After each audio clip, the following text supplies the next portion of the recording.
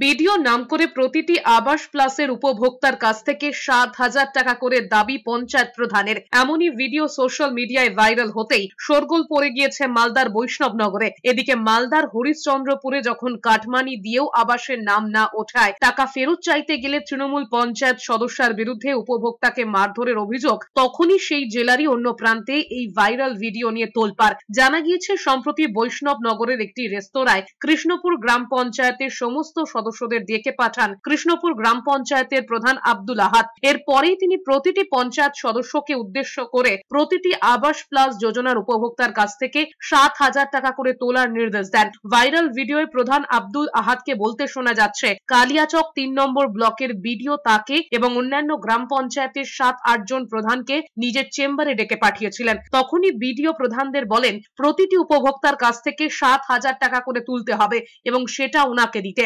যদিও এই ভিডিও সত্যতা যাচাই করেনি এস নিউজ। ঘটনায় ইতিমধ্যেই জেলা শাসকের দপ্তরে ইমেল মারফত অভিযোগ জানিয়েছে কৃষ্ণপুর গ্রাম পঞ্চায়েতের কয়েকজন পঞ্চায়েত সদস্য।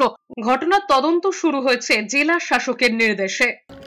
প্রশাসন এই জিনিসগুলোকে খতিয়ে দেখবে, যদিও বা ওরা সত্যি, এটা আমরা শুনলাম, যদিও বা এটা সত্যি হয়, এটা তদন্তের মাধ্যমে উঠে আসবে। এটা যদি সত্যি হয়, আইনের পথে চলবে, প্রশাসনের কাজ করবে।